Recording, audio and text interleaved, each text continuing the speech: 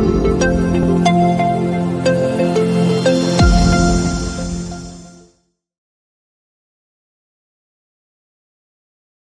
Friends, welcome to SPR media works. Visakhapatnam east assembly నియోజకవర్గం విశాఖపట్నం జిల్లా విశాఖపట్నం లోక్సభ నియోజకవర్గంలోని 7 అసెంబ్లీ సెగ్మెంట్లలో ఒకటి.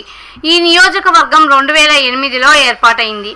2019 నాటికి ఈ నియోజకవర్గంలో మొత్తం 2,71,215 మంది ఓటర్లు ఉన్నారు. విశాఖపట్నం ఈస్ట్ అసెంబ్లీ నియోజకవర్గం విషయానికి వస్తే మొదటి నుంచి ఈ నియోజకవర్గంలో తెలుగుదేశం పార్టీ చాలా బలంగా ఉంది.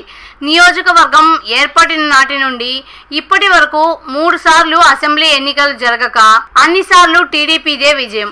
ఇక ఏ నియోజకవర్గంలో ఇప్పటి వరకు వైసీపీకి విజయమే లేదు. దీంతో ఈసారి ఎలాగైనా ఈ నియోజకవర్గాన్ని కైవసం చేసుకోవాలన్న పట్టుదలతో ఉంది. గత అసెంబ్లీ ఎన్నికలలో టీడీపీ అభ్యర్థిగా పోటీ చేసి గెలిచిన వెలగపూడి రామకృష్ణబాబు ప్రస్తుతం ఈ నియోజకవర్గం యొక్క సిట్టింగ్ ఎమ్మెల్యే.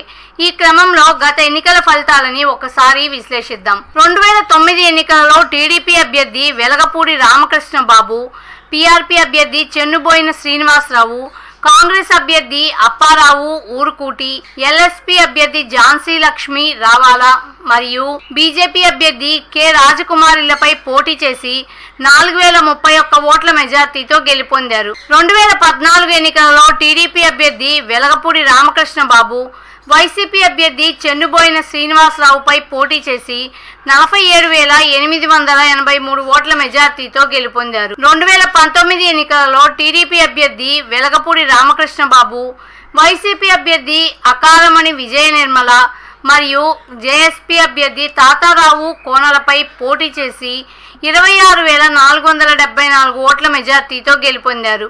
2024 ఎన్నికలలో టీడీపీ అభ్యర్థి వెలగపూడి రామకృష్ణబాబు, వైసీపీ అభ్యర్థి ఎంవివి సత్యనారాయణ మరియు కాంగ్రెస్ అభ్యర్థి గుత్తుల శ్రీనివాసరావుల మధ్య పోరు జరగనుంది.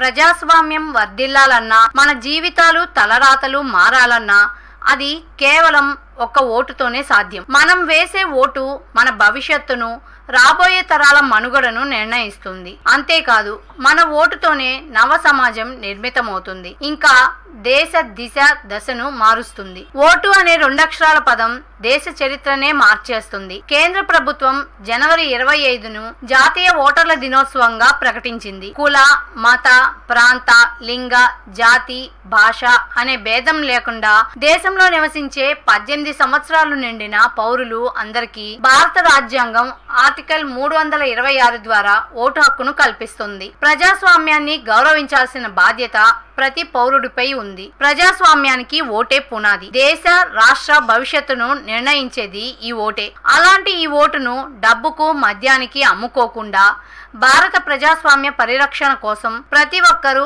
తప్పనిసరిగా తమ ఓటు హక్కు వినియోగించుకోవాలి.